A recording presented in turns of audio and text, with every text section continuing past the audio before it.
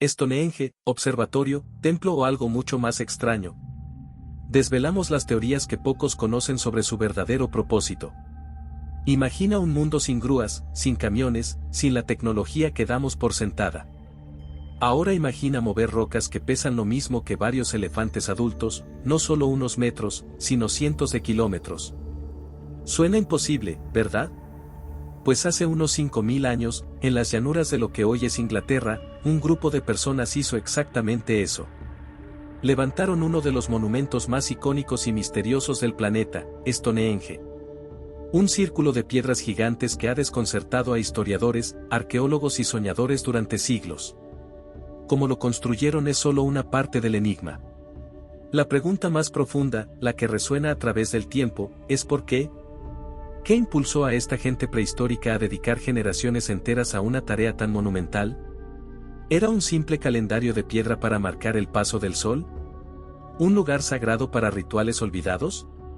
¿O acaso su función era algo que apenas empezamos a comprender, algo mucho más extraño de lo que nos atrevemos a imaginar? Prepárense para un viaje al corazón de la prehistoria, porque vamos a explorar no solo cómo se erigió este titán de piedra, sino también las fascinantes, y a veces desconcertantes, teorías sobre su verdadero propósito, incluyendo algunas que raramente salen a la luz. Lo que descubramos podría cambiar tu percepción del pasado para siempre. La imagen de Stonehenge es universal. Esas enormes piedras verticales, coronadas por dinteles macizos, formando un círculo imponente en medio de una vasta llanura. Es tan familiar que casi olvidamos lo extraordinario que es. Pensemos en las piedras mismas. No son todas iguales. Tenemos las gigantescas piedras sarsen, esas moles de arenisca dura que forman los círculos exteriores y los famosos trilitos, dos piedras verticales con una horizontal encima. Estas bestias pueden pesar entre 25 y 50 toneladas cada una. ¡50 toneladas! Eso es como el peso de 30 coches apilados. Y no las encontraron a la vuelta de la esquina. La cantera más probable para estas piedras sarsen está en Marlborough Downs, a unos 30 kilómetros al norte de Stonehenge. 30 kilómetros transportando moles de 50 toneladas a través de un paisaje que no era precisamente una autopista moderna. Luego están las piedras azules, más pequeñas pero no menos impresionantes por su origen. Pesan entre 2 y 5 toneladas cada una, y provienen de las colinas de Preseli, en Gales. Eso está a más de 240 kilómetros de distancia. 240 kilómetros por tierra y posiblemente por mar o río. Mover estas piedras hoy sería un desafío logístico considerable con toda nuestra tecnología. ¿Cómo diablos lo hicieron hace 5000 años, en plena edad de piedra y principios de la edad del bronce? La construcción de Stonehenge no fue un evento único, sino un proceso que duró siglos, quizás milenios, con diferentes fases de construcción y remodelación.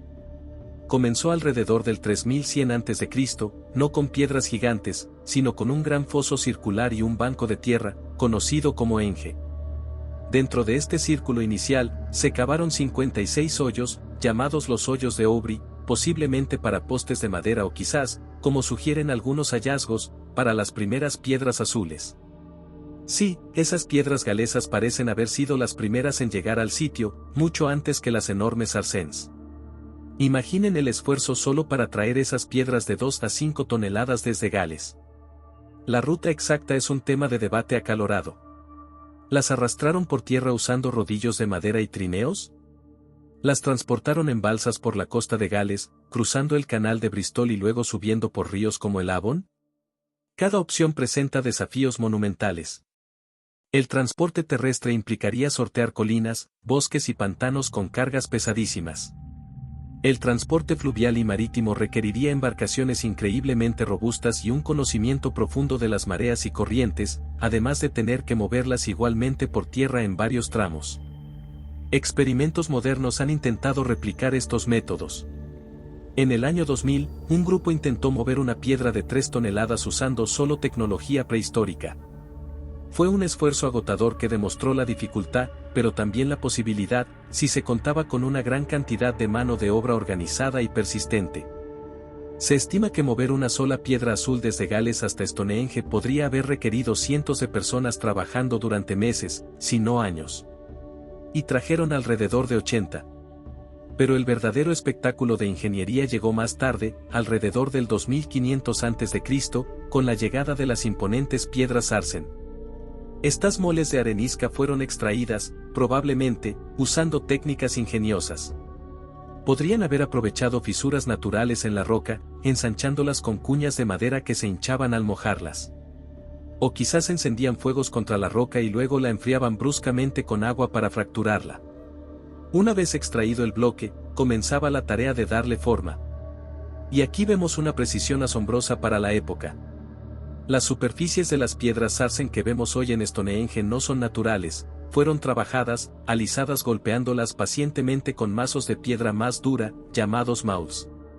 Algunos de estos mauls, que pesan hasta 30 kilos, se han encontrado cerca de Stonehenge. Imaginen el trabajo repetitivo y agotador, golpear y golpear durante horas, días, semanas, para alisar esas superficies gigantescas. Y no solo las alisaron. Crearon características arquitectónicas sofisticadas. Las piedras verticales tienen espigas talladas en la parte superior, como pequeños bultos. Y las piedras horizontales, los dinteles, tienen agujeros tallados en la parte inferior para encajar perfectamente en esas espigas. Es un sistema de machembrado, como el que usan los carpinteros, pero hecho en piedra a una escala colosal. Esto aseguraba que los dinteles se mantuvieran firmemente en su lugar, resistiendo el paso del tiempo y las inclemencias del clima. Además, los dinteles que forman el círculo exterior no son rectos, sino ligeramente curvos para seguir la forma circular del monumento.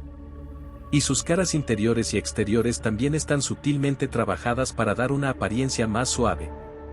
Todo esto demuestra una planificación cuidadosa, una comprensión de la geometría y una habilidad artesanal increíble. Ahora, volvamos al transporte de estas gigantescas Sarsens desde Marlborough Downs. 30 kilómetros pueden no parecer mucho, pero con una piedra de 50 toneladas y sin ruedas, es una odisea. La teoría más aceptada implica el uso de trineos de madera deslizándose sobre rodillos, también de madera. Pero piensen en la cantidad de madera necesaria, no solo para los trineos y rodillos, sino también para posibles vías preparadas sobre el terreno irregular. Y la cantidad de gente. Estimaciones sugieren que se necesitarían al menos 500 o 600 personas tirando con cuerdas de fibra vegetal o cuero, y otras tantas colocando y retirando rodillos, despejando el camino y coordinando el esfuerzo. La organización necesaria para alimentar, alojar y dirigir a tal multitud durante el tiempo que llevara a mover cada piedra sería inmensa, indicando una sociedad compleja y jerarquizada capaz de movilizar recursos a gran escala. ¿Cuánto tardarían en mover una sola piedra? Es difícil decirlo, pero probablemente semanas o meses. Multipliquen eso por las aproximadamente 80 piedras Sarsen que se usaron en la fase principal. Estamos hablando de un proyecto que abarcó generaciones. Una vez que las piedras llegaban al sitio, enfrentaban otro desafío monumental: levantarlas. ¿Cómo pusieron en posición vertical esas moles de 30 o 40 toneladas? Probablemente cavaron un hoyo profundo con una rampa en un lado. Luego, arrastraron o empujaron la piedra por la rampa hasta que su base cayera en el hoyo. Una vez que la piedra estaba parcialmente inclinada, usarían palancas de madera enormes y la fuerza de cientos de personas tirando de cuerdas para levantarla lentamente hasta la posición vertical. Para estabilizarla, rellenarían el hoyo con escombros y tierra compactada. Levantar las piedras verticales ya era una proeza, pero ¿cómo colocaron los dinteles horizontales, algunos a más de 7 metros de altura y pesando unas 7 toneladas? La teoría más plausible es que construyeron enormes rampas de tierra, madera o una combinación de ambos, que llegaban hasta la parte superior de las piedras verticales. Luego, arrastrarían los dinteles por estas rampas hasta su posición final. Otra posibilidad es que usaran una técnica de andamiaje de madera, levantando el dintel poco a poco con palancas y calzándolo con vigas de madera cada vez más altas hasta alcanzar la altura deseada. Sea cual sea el método exacto, requería una precisión milimétrica para alinear las espigas con los agujeros de encaje. Un error podría haber sido catastrófico. Todo este esfuerzo titánico, esta inversión masiva de tiempo, recursos y vidas humanas durante siglos, nos lleva inevitablemente a la pregunta central: ¿por qué? ¿Qué significaba Stonehenge para sus constructores? No tenemos registros escritos de esa época. Todo lo que tenemos son las piedras silenciosas, los huesos enterrados, los artefactos dispersos y el paisaje circundante. Interpretar estos elementos es como armar un rompecabezas gigantesco con la mayoría de las piezas perdidas. Las primeras interpretaciones, siglos después, a menudo involucraban magia, gigantes o druidas. El anticuario del siglo XVII, John Aubrey, fue el primero en asociar Stonehenge con los druidas, los sacerdotes celtas. Esa idea fue popularizada más tarde por William Stukeley en el siglo XVIII y se arraigó profundamente en la imaginación popular. Sin embargo, la arqueología moderna ha demostrado que Stonehenge fue construido miles de años antes de que los druidas aparecieran en la historia británica. La fase principal de construcción de Stonehenge terminó alrededor del 1500 a.C., mientras que los druidas históricos datan de la Edad del Hierro, muchos siglos después. Así que, aunque la imagen romántica de druidas realizando ceremonias en Stonehenge es poderosa, es históricamente incorrecta. Entonces, si no fueron los druidas, ¿quiénes fueron los constructores y cuál era su motivación? Eran pueblos neolíticos y de la temprana edad del bronce, agricultores y pastores que vivían en comunidades organizadas. El paisaje alrededor de Stonehenge no estaba vacío, estaba lleno de otros monumentos, túmulos funerarios, avenidas ceremoniales, otros círculos de madera como Bodenge y grandes asentamientos como Durrington Walls, donde se cree que vivían los constructores, al menos temporalmente, durante las fases de trabajo intensivo. Stonehenge no era una estructura aislada, sino el centro de un complejo ceremonial y ritual mucho más amplio. Esto sugiere que su propósito estaba profundamente ligado a las creencias, la cosmología y la estructura social de estas personas. Una de las teorías más sólidas y aceptadas se basa en la astronomía. Desde el siglo XVIII, se observó que el eje principal de Stonehenge está alineado con la salida del sol en el solsticio de verano y la puesta del sol en el solsticio de invierno. Si te paras en el centro del círculo en el día más largo del año, verás el sol salir casi exactamente sobre la piedra del talón, Hill Stone, una gran piedra sarsen sin trabajar situada fuera del círculo principal, a lo largo de la avenida ceremonial. Y en el día más corto del año, el sol se pone en la dirección opuesta, a través de uno de los grandes trilitos. Estas alineaciones son demasiado precisas para ser una coincidencia. Sugieren fuertemente que Stonehenge funcionaba, al menos en parte, como un observatorio o calendario monumental. Para una sociedad agrícola, conocer el momento exacto de los solsticios era crucial. Marcaba puntos de inflexión en el ciclo anual, importantes para la siembra, la cosecha y probablemente para las festividades religiosas asociadas. Los solsticios eran, y en muchas culturas siguen siendo, momentos de gran significado espiritual, representando el renacimiento del sol después del invierno o el pico de su poder en verano. Stonehenge podría haber sido el escenario de grandes reuniones en estas fechas clave, donde las comunidades de una amplia región se congregaban para celebrar, realizar rituales y quizás reafirmar lazos sociales y políticos. La avenida, ese camino procesional que conduce a Stonehenge, también está alineada con la salida del sol en el solsticio de verano, lo que refuerza la idea de procesiones ceremoniales entrando al sitio en ese momento sagrado. Otros alineamientos, aunque más debatidos, podrían haber señalado fases lunares u otros eventos celestes. Imaginen la escena, cientos, quizás miles de personas reunidas en la llanura al amanecer del solsticio de verano, viendo la primera luz del sol aparecer directamente sobre la piedra del talón, inundando el centro del círculo de piedra.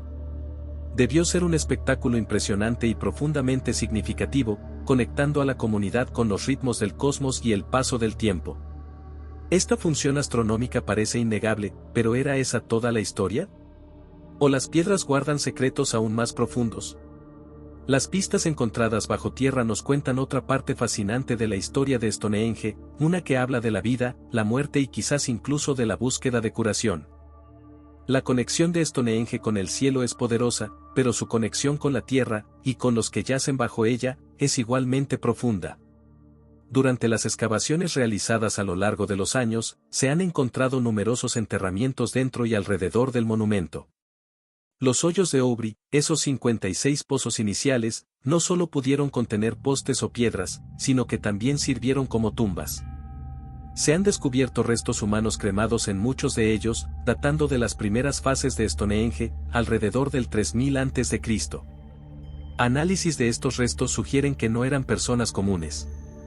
Podrían haber sido miembros de una élite gobernante, líderes religiosos o quizás incluso una dinastía real.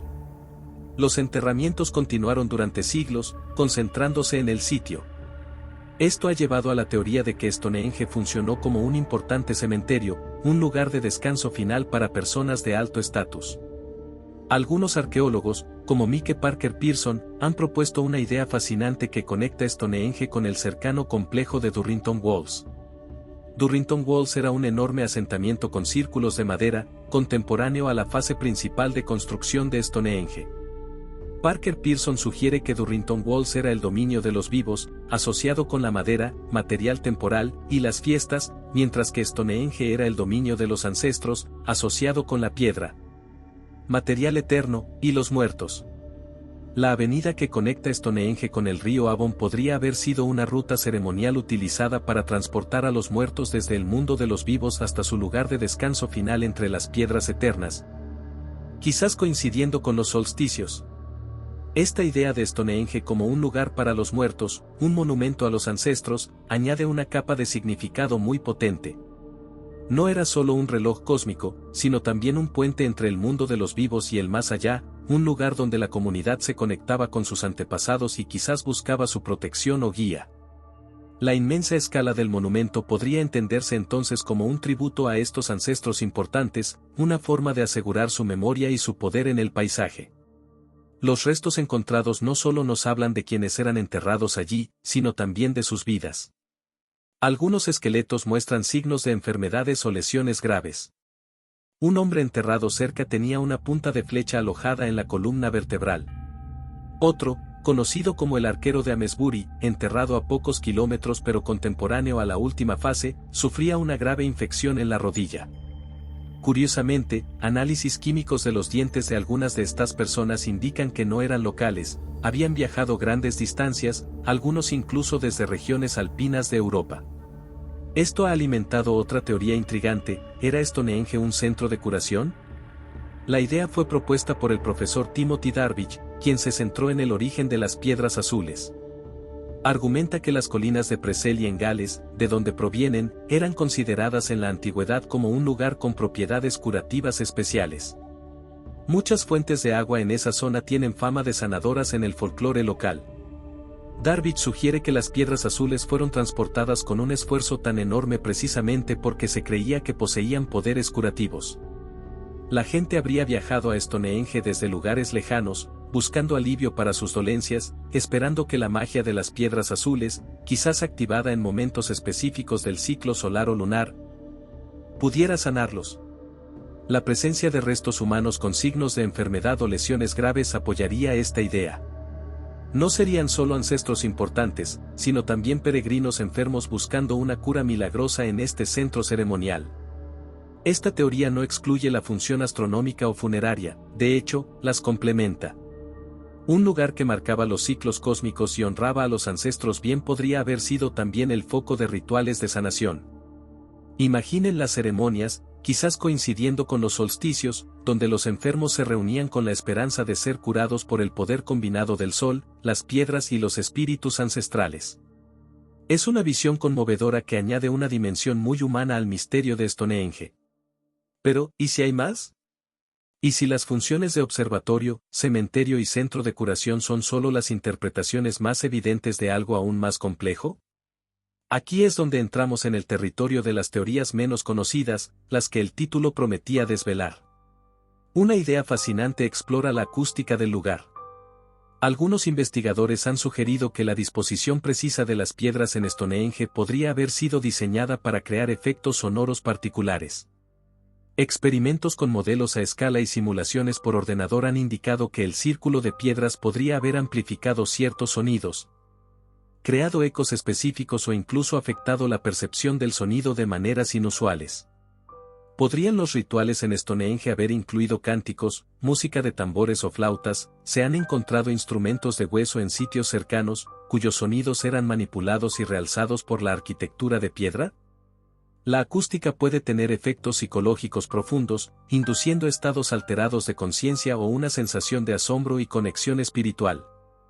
Quizás el sonido era un componente tan importante como la vista del sol o la presencia de los ancestros en las ceremonias que allí se celebraban.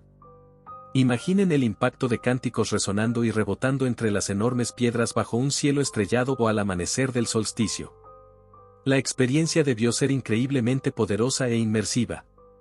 Otra línea de investigación menos convencional se centra en la idea de Stonehenge como un centro de poder telúrico o energías terrestres. Esta es una idea popular en círculos de la nueva era, pero algunos investigadores intentan encontrarle una base más científica, relacionándola con características geológicas o campos electromagnéticos naturales. Argumentan que los constructores prehistóricos podrían haber tenido una sensibilidad a estas energías, hoy perdida, y habrían elegido el sitio y dispuesto las piedras para interactuar con ellas o amplificarlas. Las piedras azules, en particular, a veces son objeto de estas especulaciones debido a su composición geológica única y su transporte desde tan lejos. Aunque esta teoría carece de pruebas arqueológicas sólidas y entra en el terreno de lo especulativo, toca una idea interesante, la profunda conexión que las culturas antiguas tenían con el paisaje natural, una conexión que iba más allá de lo puramente utilitario o incluso de lo astronómico observable.